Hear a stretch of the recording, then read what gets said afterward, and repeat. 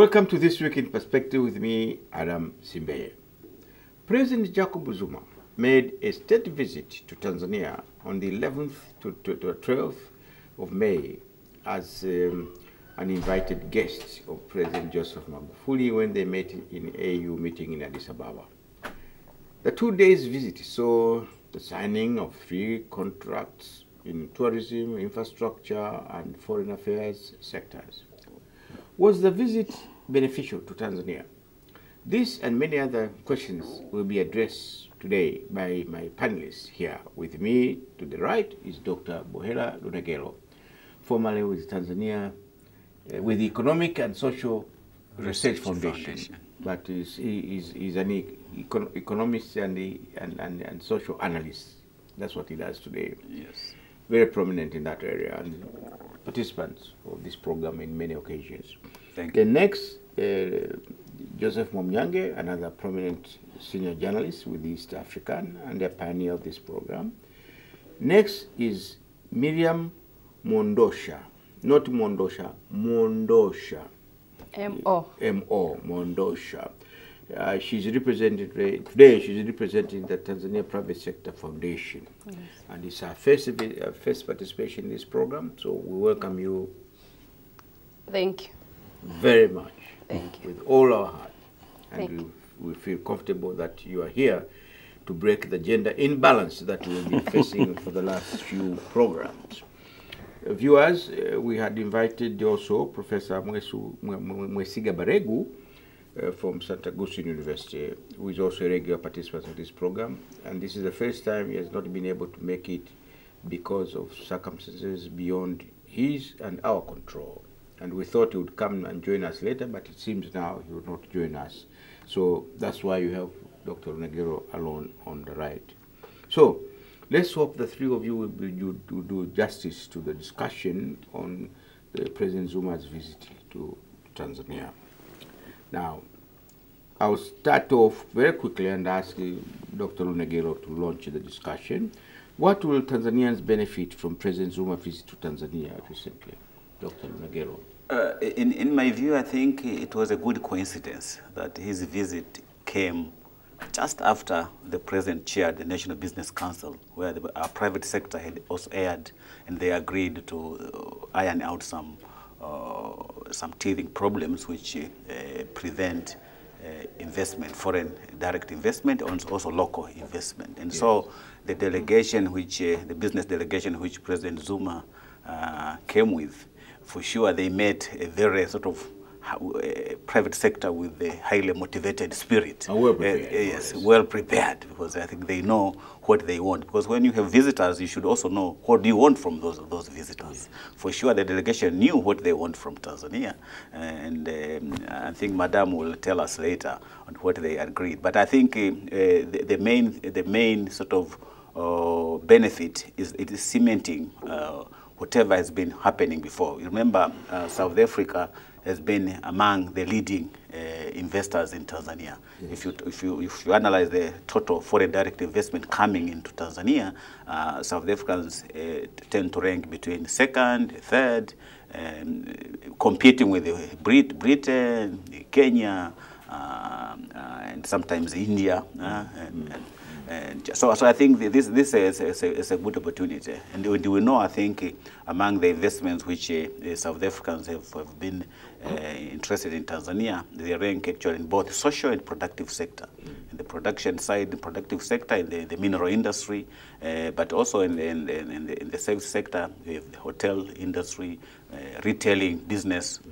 So for sure, there will be some benefit to come. And actual tourism as well. You remember at one time, actually, there was a program for bringing tourists from South Africa using the Tanzania-Zambia Railroad. Yes. Sorry, Tazara. There was even a special wagon. No, they had their own train called the Rovos train. Yes. Rovos. So I think if that can be revived again, then we can see a lot of tourists coming from SADC countries coming to Tanzania.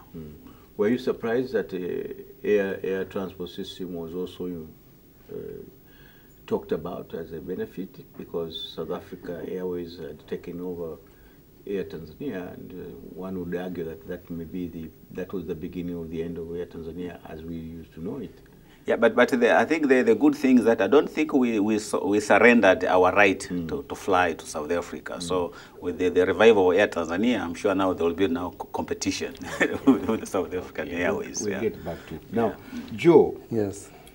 You recall we participated in the discussion previously where we are looking at the happenings in South Africa, the political upheavals, the troubles that President Zuma is having, and we were saying Tanzania cannot close its eyes on what is happening in South Africa because the relationship between the two countries is so strong and so important. Here comes Zuma to Tanzania. Do you think that will help? Yeah, you're very right. That's why we went, at least during that program, we said that Tanzania can't close its eyes. We helped bring about South Africa as it is today. Yes. So, you know, we were proved to be right that we wouldn't close our eyes. And it's like the president was reading our minds. He invited Zuma to come here. Zuma as a person might have problems of his own. Yes. But South Africa is technologically advanced, yes. you know, in all sectors. They are more advanced than we are. And South Africa, for your information, they do have machinery that could even go to the medium-scale companies. I got a catalog from South Africa. You know, they manufacture machines that you could even have in your own bedroom, and you manufacture things that are of high quality. So within your own bedroom? Yes. Yeah, you know, very small investment. I was so surprised with that I saw. And all this is manufactured in South Africa, you know. So the coming of Jacob Zuma as the president, let's not look at the president as an individual. Let's look at as an institution, yes, that the presidency that came from South Africa. And we have a long history with South Africa, you know.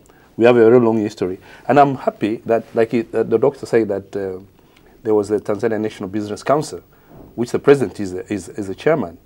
And they talked about a lot of things.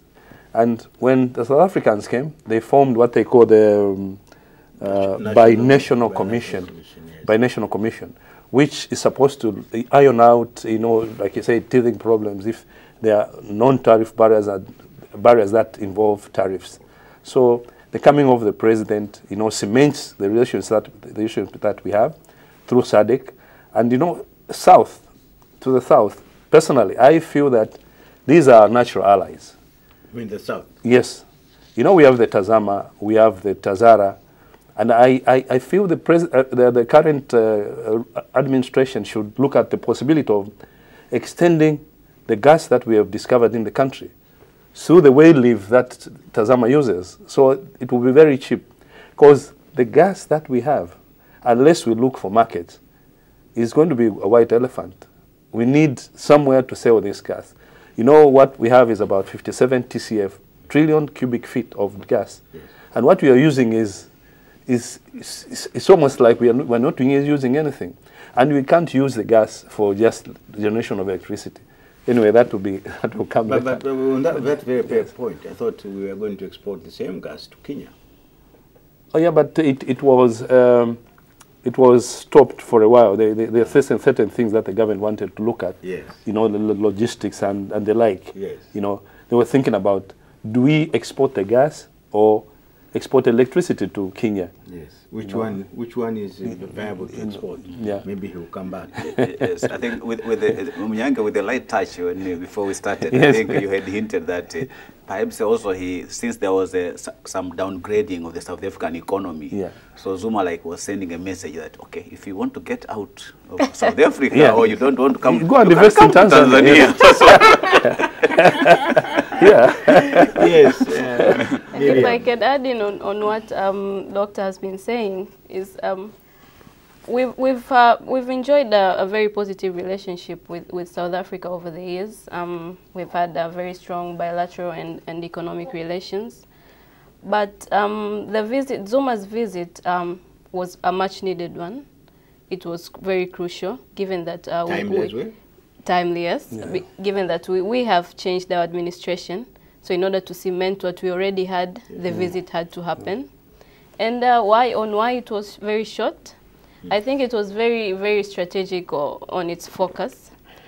because South Africa, or counterparts, if I may say, they're looking on market access and entries. And right now, they're even looking on a broader outlook, where they want to not only look at domestically, investment domestically, but they want to look at all the regional spheres. And given our strategic location in Tanzania, they can tap onto other markets as well. So Tanzania becomes a launching pad. A launching pad, okay. Yes. And on what you said about Zuma running away from his problems, from his problems. That was beside this. That was the light touch. The light touch, yes. I mean, the rating shows that South Africa has been downgraded, but that's a negative on their part, and it's an opportunity on our part. If South Africans feel that, explain this? Because the rating shows that the country is risky, so you can't really invest in a risky environment. But so that's an opportunity on our part. If they feel like South Africa is very risky, come bring your money to Tanzania and invest. That's what yes, and him coming is actually a plus for us. He's telling the investors, like what Doctor said, if you feel like your money is not safe in South Africa, come to Tanzania. Come to next door. Yes. It's a member of SADC. Yes. You'll be safe there. Yes. So that's a plus for us. That's a plus for us. That's very interesting. Do you think, Dr. Negero, that on the basis of what you actually said, and Miriam has emphasized, downgrading of the status of the economy, slowing down in South Africa, do you think Zuma's visit, taking with that background, facilitates an increase in investment in Tanzania, over and above what they're already investing? Yeah. You need to be fair, to have a fair answer to that. One needs to understand the thinking of the South African private sector in general.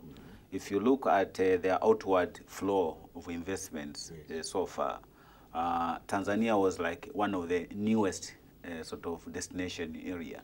Otherwise, traditionally, they were investing around within the SACU area. What they call the common custom area. The South African custom area, which means it's Botswana, Swaziland, Malawi, Zambia. So for us, we are like a bonus, an extra. So if we make things easier for them, and I say that because at least in the choice in some of the areas, especially in the service, the retail sector. You remember there was one of the retail companies which closed the business. Shoprite. But they also closed business in Kenya as well, I think. So I think perhaps by having a second look, maybe other companies can also open. Because one of the quarrels, I think, one of the lessons from the Shoprite experience was that they were not very keen to take in opportunity to buy locally. Everything is like South African produced goods, and I think people were skeptical about it. When we can provide those. Yes, some of the things we could provide, but also as part of the corporate social responsibility as a company, if you know that there are local producers who are not meeting your standards, actually you are supposed to provide the support to do that. And they understand, but also Shoprite missed that opportunity. But the other companies are doing well. Yeah, like Game is still here and it's growing. Mr. Price. Mr. Price. Mr. Price. So I think maybe it will give opportunity other companies as well to come. So if you look at from that angle, then yes, I think it opens and it's an eye opener for South African investors that this is a market worth continuing to invest. For that matter, yes, we expect more to come. Miriam, coming from the private sector foundation, will the environment in Tanzania, the structural, legal provisions, and the way we do business here, do you think this will really answer my question as much as he tried to answer, that other investors in other areas will come in here without any problem and not lead to closing shop like Shoprite? As Dr. said, you know, top leadership is one of the crucial things that may instill confidence to an investor. Yeah. And this has been demonstrated by Zuma's visit. Yes. But other than that, the business community also expects the government to show assurance and commitment on predictable and stable investment regimes and suitable business environment. Yes. So Zuma's visit is one thing. Yes, it instills confidence, but on our part, we still have to work on making the business environment suitable for them to flourish here in Tanzania.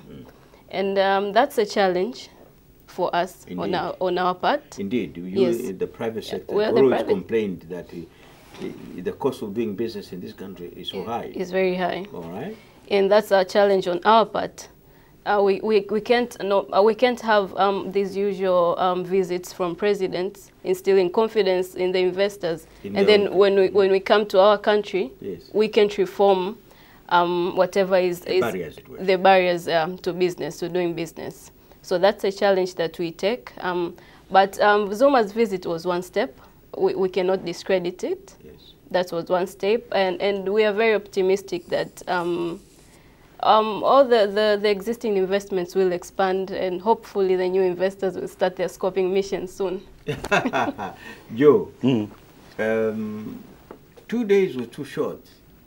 Could they actually have accomplished anything significant, substantial within those 2 days? If you noted one thing important that she said, Yes.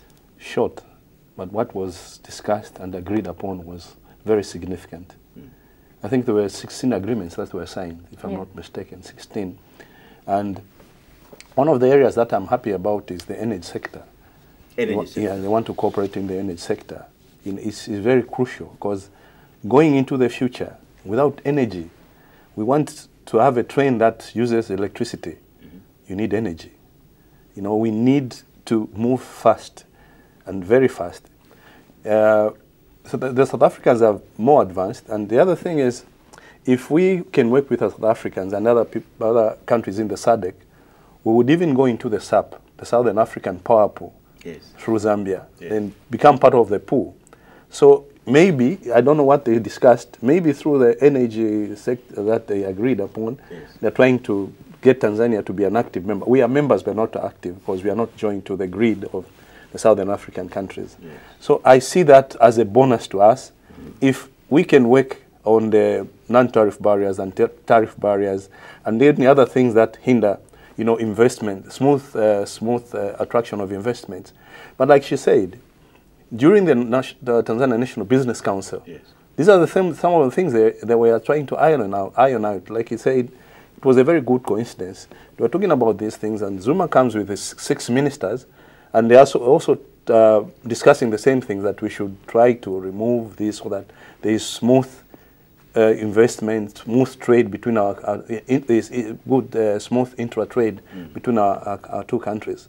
And like when we work with South Africa, we are working with the SADC region.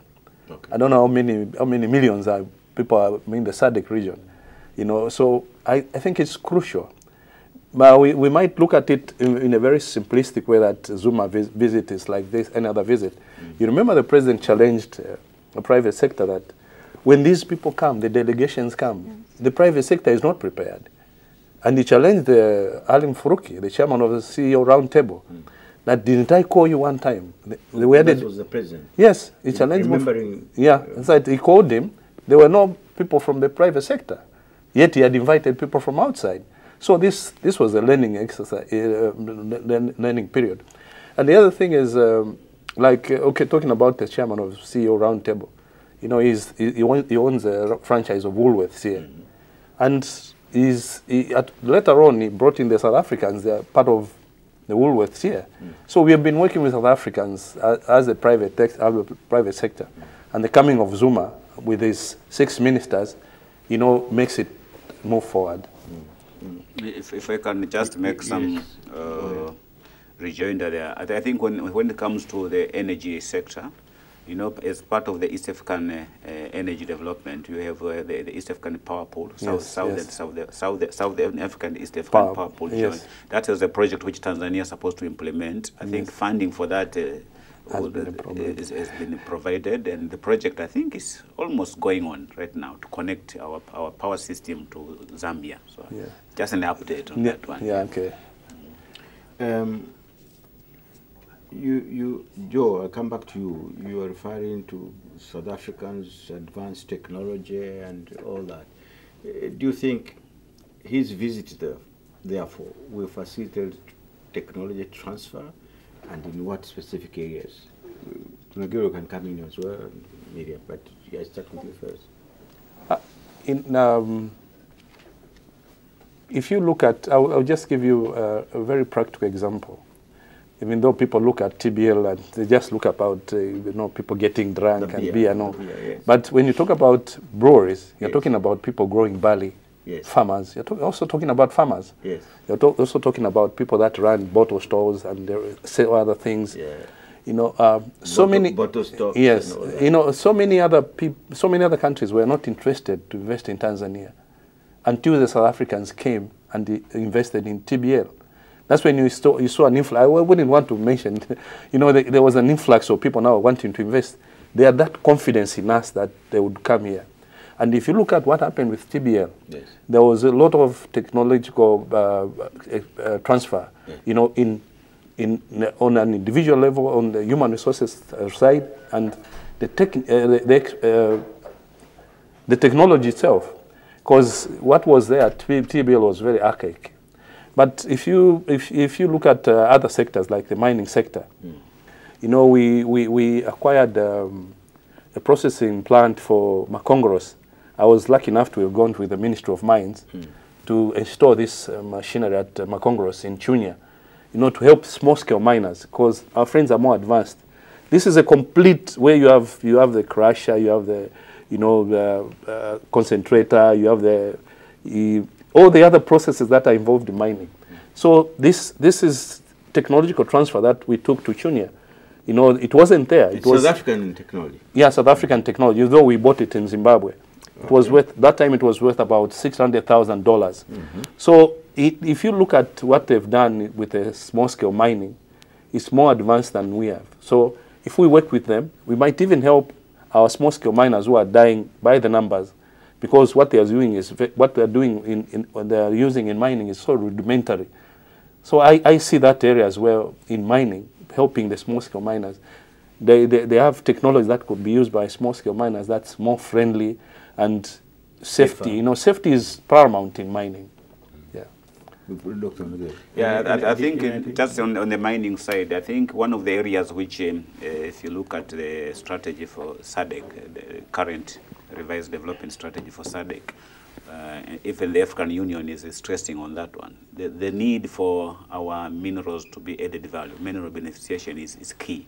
And I think South Africa is advanced in that, because one of the weaknesses we have is that we mine, we take our minerals, gold or Tanzanite, and then we export it, copper, diamonds, and export it raw. And that has to stop. And for one of the sources for such technology transfer is South Africa. If they can, we can have investors who can actually invest in mineral beneficiation. That will be a plus for Tanzania, because you generate more jobs if you process and make jewelry here in Tanzania rather than actually exporting our gold to India. Yes, but will that rub well with the mining companies operating here, digging all the minerals here, to do the processing here so that you don't export? I think what has been lacking is just the political will to enforce that, or to instill. You get me? You have to instill the confidence that if you do that, we are going to get this incentive. Then because the market for things, for gold-plated glasses or even copper ornaments, or the copper ornaments, it's there globally. So there's no real reason for you not actually to add value of minerals here locally and then export already finished. And Mr. Simbe, like the doctor is saying, it's not that these mining companies wouldn't want to do this. It's cheaper when you do it locally. It's very cheap when you do it locally. I was talking to, what was his name? Ton Gutes. He was the mining managing director, general manager of Williamson Diamonds. Yes.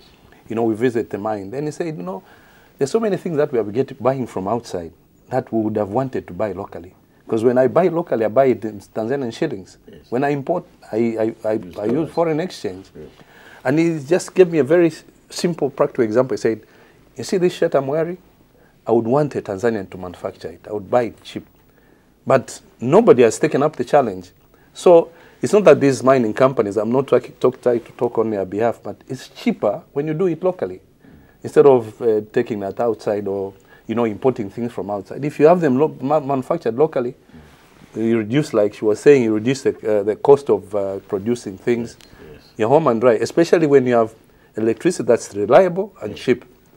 But also, Adam, so even the gold we take to India, if you look, who does the final processing? It's just backyard establishments, processors, simple machinery work, isn't it? Even lapidary, the gemstones. Yeah. So you know, what you need is like a small room like this one. You know, it's not like you need a huge factory somewhere. It's just small establishments scattered all over the country. You process your gold, and then it comes rings, but it has to be controlled, though, somehow. Yeah. But you know, the whole industry, like the gold, I think the one which is captured officially is just a small fraction. It's actually what we are capturing now is the one which is coming from the former big companies. Yes. But the one from smallholder, small miners, individuals, most of it is just sneaks out. So it's better if you give them the capacity even to add value, that they can sell it even at a higher value. Even if they sold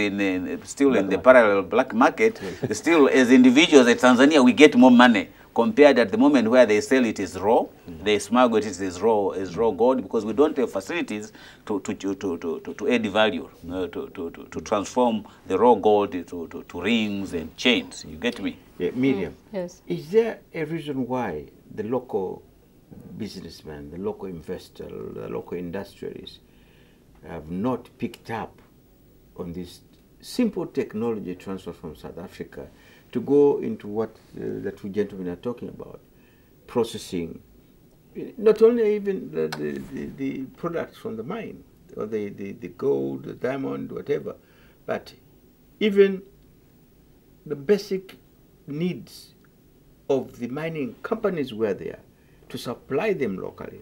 Why haven't they picked up? Is this not attractive to the local businessmen, investors, and traders?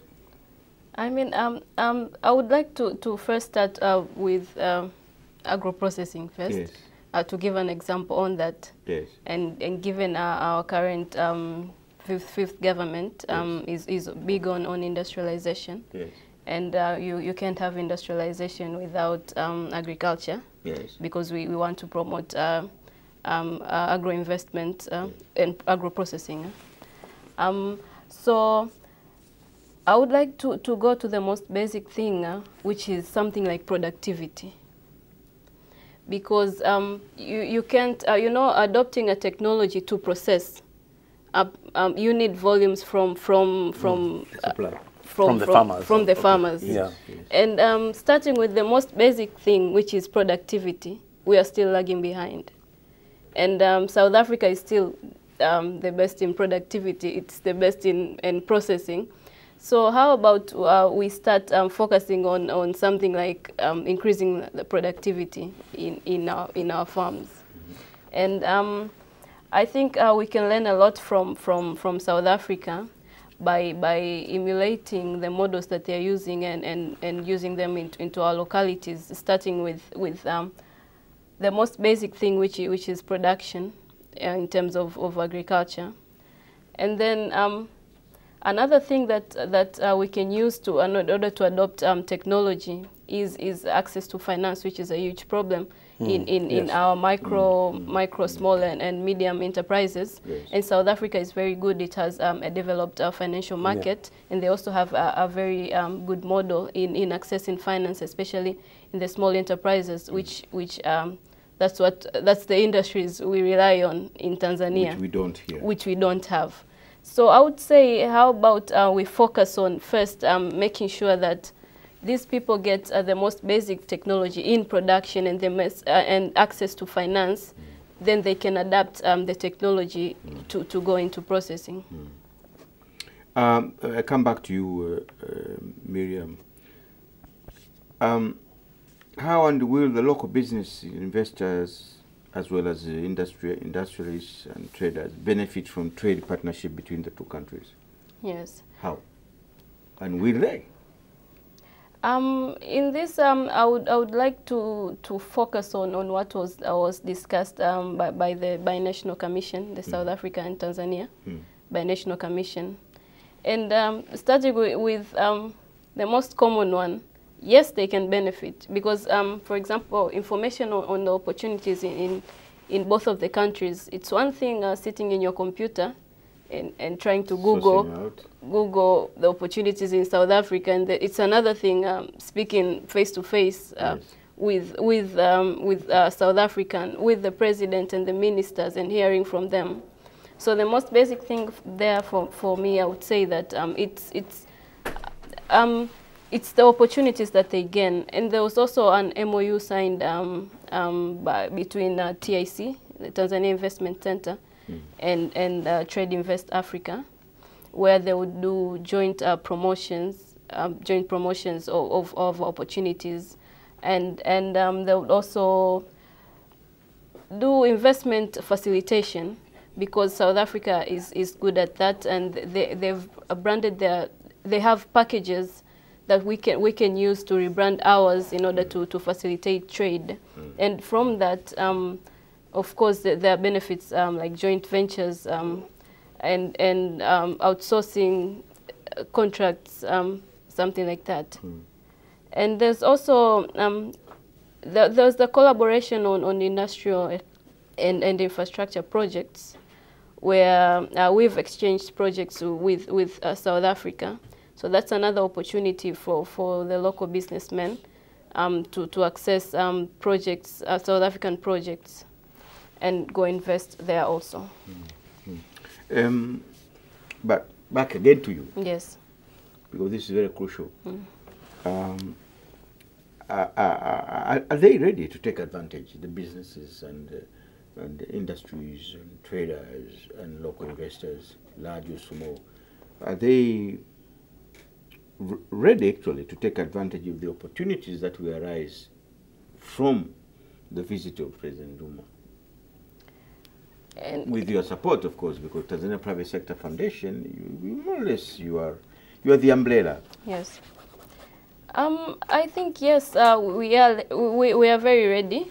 The businesses are very ready, because there's a famous saying that says everyone you meet knows something you don't. No. That's a good one, isn't it? Everyone you meet knows something you don't. Yes. So some may look at South Africa as a fellow African country. Yes, it is a fellow African country, but we're not at the same level. Yeah. It has advanced a lot, and we can learn a few things from them. A lot actually. Vice versa. Can they and they can also they can also learn a lot from us. Doing business badly. No. No, there are certain areas where we have a comparative advantage. Yes, it's just like she's saying, increase productivity. You say if I'm farming mangoes for making juice, how are they doing it in South Africa? Because when I went to South Africa, I saw where they were where there are this farm where they get the guavas for making juice, guava juice. Or oranges. Yes, juice, guava juice. Yes. These are hybrid trees, very small but well catered for. Hopefully they're not GM. No, they're not.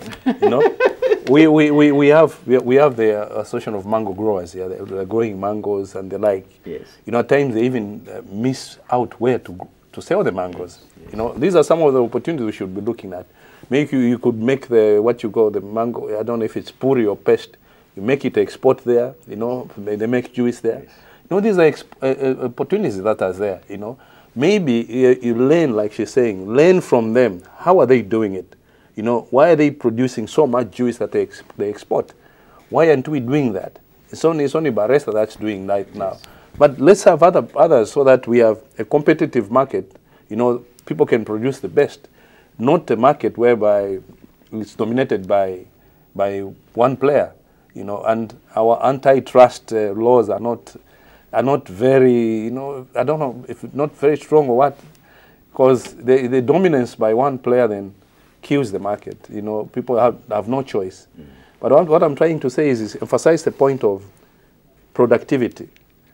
How have they done it?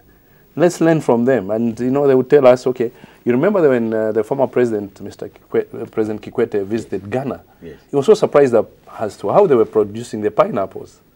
You know, yes. He goes to a farm and the pineapples are almost of the same size. They're even exporting to Europe. We grow a lot of pineapples in Bagamoyo. Are we exporting them? Yeah, so these are some of the things. When you harvest oranges, somebody comes in Tabata, in Magomeni, they just put them there and they're selling them. We're supposed to be doing that. How can we learn from our maybe paid traders from South Africa? Yes. Because in South Africa, to be a hawker, you need a license.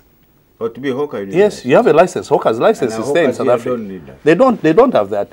When they have a license, you get more people to pay taxes. Yes. So this is, like he says, when you meet somebody, there's always something that you don't know, that they know. So we could have hawkers having licenses, they're identified, and they pay. You know, the tax base in Tanzania is very small. Working with South Africa, you have more people producing, you increase productivity, you have agro-processing, you have small-scale miners that can produce more efficiently, more environmental friendly. We move forward as a country. And with this fifth phase government, you know, that they're very focused on having this country industrialized. And they're very, from what I see, they're very committed. I don't think we shouldn't make it. Absolutely. Yeah. And I suppose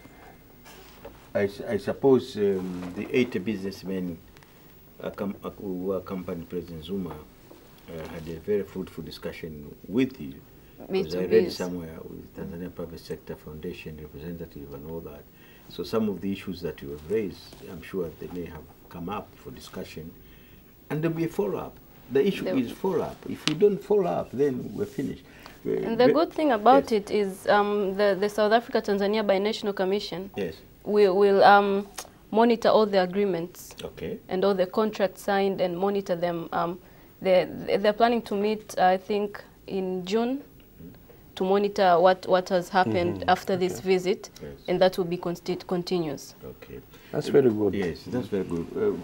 Dr. Lunagero, I read somewhere that the trade balance between the two countries is in favor of South Africa and not so in Tanzania.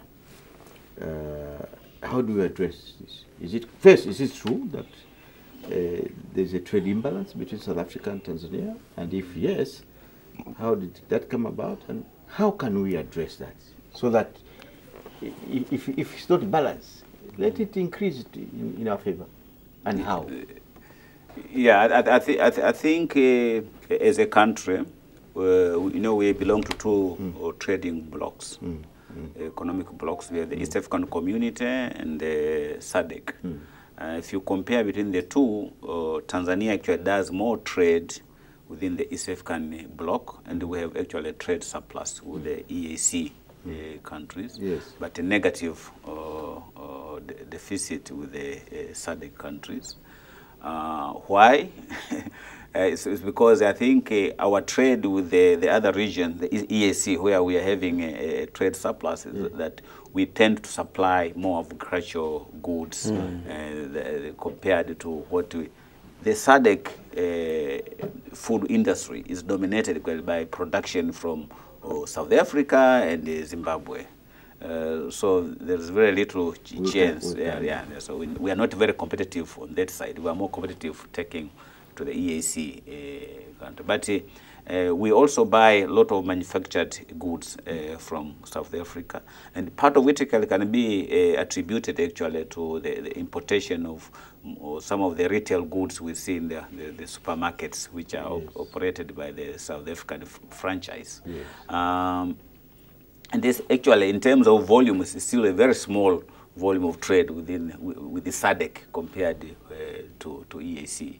And I think one of the areas where some years back there was this proposal, which I'm sure now it will be worked on, was a need for Tanzania to change its railway system to standard gauge, because the South African, you know, for you to transfer goods, for it to be cheaply transferred, using railway system is the cheapest rather than trucks. You get me? Or airplane. So goods, for us to take things cheaply to the SADC region, we needed to have compatible railway system. And so far, the connection at Mikumi, there was this proposal that maybe you will. I think there was even a trial before that you have some wagons when they reach there's a junction there, then you change wagons, but it proved to be very complicated. So I think this is the new venture now for us to standardize. Then it can be like a seamless transportation system between the SADC and the East African community. So there's a transportation barrier. Okay. On that note, let me follow up, as time seems to be running against us. Let me follow up with this question then. President Magufuli asks President Zuma to facilitate, to help facilitate Tanzania to get either soft loan or whatever from BRICS to support our single gauge. Standard gauge. So I think yes. Can this happen? Can we get the loan? With the current system, you know, this is a new bank, new what they call a new development bank, as they call it. The BRICS bank is called a new development bank. First of all, it's meant for initially until end of 2016. It was only those countries which have subscribed are the founders of the bank. The 5 countries. Is it 5? Yes, 5. Brazil, countries. Russia, India, BRICS, and China and South Africa. Now they opened. They said in 2017. They are likely to open, which is this year, they are going to open membership to other countries. And they had identified about 15 countries which are likely to join. And among the least developed countries, global south countries, is Bangladesh, which had shown initial indication that it was going to apply. Because when you apply, you have also to subscribe. Did we? I did not see the list. But the condition, I think, for us to get any loan from there, we must join. It's a members bank, so you must join the bank for you to be able to access funding.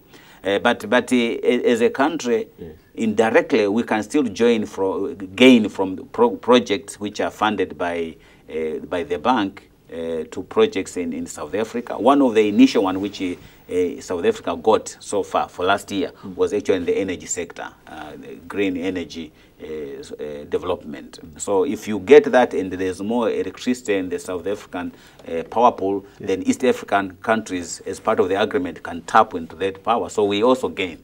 So South Africa, if it supported it to improve its power supply, then East Africa also and Tanzania gains from that. So but at the moment, as it stands, there's no way we can get that money and until when we join.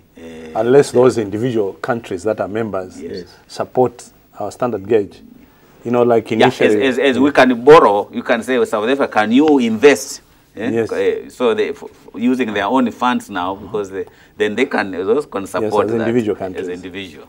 But, China. And you talked about trade. I was looking at the statistics from Southern Africa and South Africa Government News Agency for 2016 that they exported goods worth 495 million to Tanzania and imported 266 million worth of goods. Half. Yeah, it's almost half. You know, so I just wanted to add to the trading balance you're talking about. You wanted to react to this question of asking. I don't think we need to use BRICS to access finance for our standard gauge railway system. I think we have a very good relationship with China, and that was established by our founding father of the nation, late Mwalimu Julius Kambarage Nyerere. And as you can see, China has actually identified Tanzania among the 4 priority countries that can access the China-Africa Development Fund through the One Belt, One Road initiative. So we don't really need to go through BRICS. We can talk well with China and get the funds. That's what I was saying, the individual countries. The meeting was last week, isn't it? Yes. Yeah. This week? Yeah, actually this week. Okay. Where they are meeting. Well, unless I cook up some questions beyond what I had prepared for you, I think we've almost exhausted the basic questions, which I thought would guide in our discussion, because the President Zuma's visit was very crucial, albeit 2 days. But you can do more in 1 day and do less in 3, 4, 5 days. And you know, Mr. Simbe, Yes. there is going to be a follow-up visit by our president to South Africa. So the learning process will continue. Yes. You know, the president, like he was challenged the private sector at that TNBC meeting, Yes. he is prepared to engage them, even though when he just came into power, they thought he wasn't private sector friendly. Yes. So when they go to South Africa, the private sector, they go to South Africa, there are so many things that they will learn there. Maybe they will be given even tours, you know, study tours to, you know, like I was saying, there's a company that manufactures, you know, medium scale machinery, processing like palm oil. In my district, we are processing palm oil, very rudimentary, yes, in Kela. You go around and you are trying to, you know, press the, you so much energy. yeah, you know, but there are so many machines I saw that. So what I'm saying is, there's going to be a delegation. Our president has been invited to South Africa. So when they go, like he was saying that, you know, what has been agreed through this commission, Yes. there will be follow-up. It's not just politicking.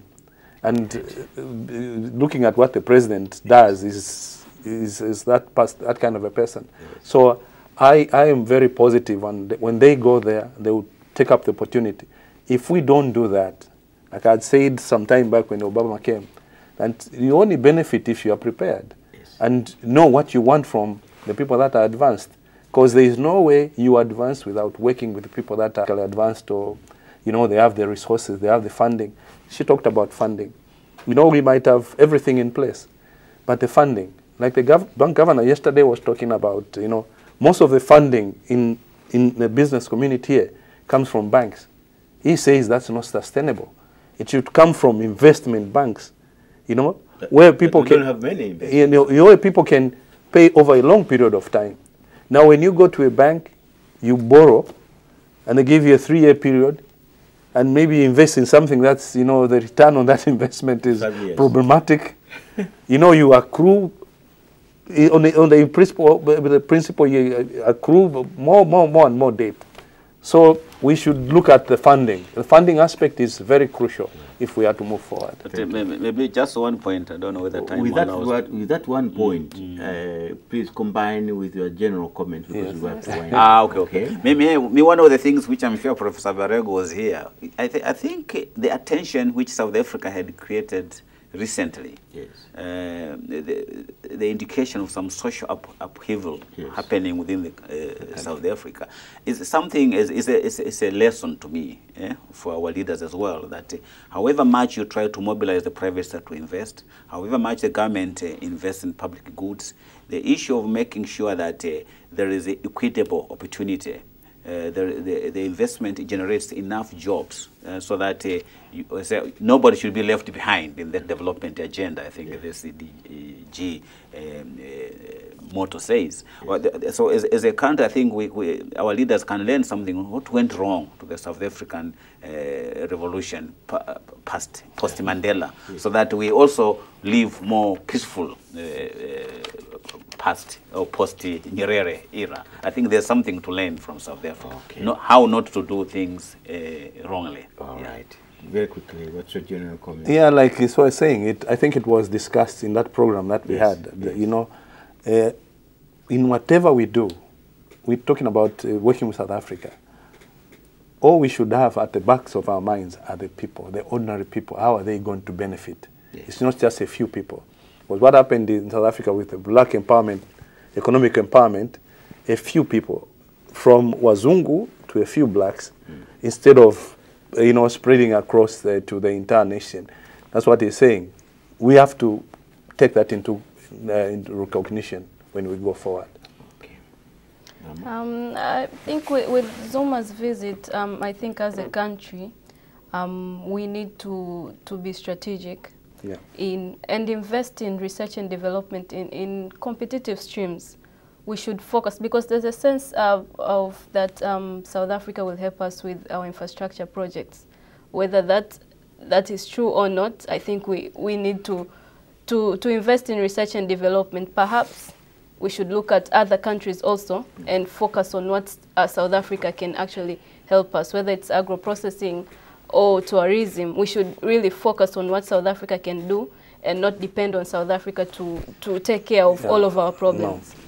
But you very quickly, yes, you believe as Tanzania Private Sector Foundation, the Tanzanian businessmen, industrialists, local investors were prepared, well prepared to address issues with the counterpart, South African counterpart, with about 80. Do you think so? I think, yes. To tell them what they really want. What they really want? What we really want. Yes, because with the industrialization agenda, yes, you've seen the private sector has woken up, yes, and everyone knows what they want to invest in, and all the value chains, the priority sectors have been identified, so everyone knows what they want, and I think they were very well prepared. All right. Well, my panelists, thank you very much for your contribution. It was very interesting and very powerful, but in the final analysis, or the bottom line is, you all agree that President Zuma's visit to Tanzania was beneficial, and it will bear fruits which will benefit the Tanzanians, as long as the benefits spread across to the ordinary people. As Joe says, the fundamental issue is, will the ordinary people gain from the visits, on the efforts, the work of the businessman? And Dr. Lugero emphasized the question of creating more jobs, and of course, having food on the table. Isn't that so? Yeah. So, as I said, viewers, you heard the views of my panelists here. I heard power visits by President of South Africa, one of the African powerhouse, always will have a great potential for enhancing political, economic, trade, and investment opportunities, like the visit of President Zuma will certainly provide, and you've heard from my panelists here. South Africa and Tanzania have a long historical relations, and this positive and strong relationship is bound to strengthen even further by President Zuma's visit. During President Zuma's visit, he and his host, President Magufuli, signed agreements on cooperation in transport, biodiversity, and conservation, and many other areas, as well as in the inauguration of the binational commission between the two countries. Certainly Tanzania looks forward to benefiting more from this visit, and vice versa, I suppose, and it will be up to Tanzania business sector, industrial sector, investment sector, to seize on the opportunity offered by President Zuma's visit and increased South African investment opportunity to increase local business, industry, trade, relationship. We also hope through President Zuma's visit we'll get soft loan from BRICS, which you heard from my panelists here. It may not be possible unless South Africa itself decides to help us in this Standard Gauge rail project, as per President Magufuli's request, and see increased South African investment into Tanzania potential industrial sectors. Let the visit bear fruits for our benefit and for the benefit of Tanzanians. That is all we have time for you today. Join us next Sunday at 21 hours and on Thursday at 15 hours for the repeat program. On behalf of my panel, Dr. Bohera Lunakero, Joseph Mwamnyange, Miriam Mondosha, and my television center crew. Thank you, viewers, and goodbye.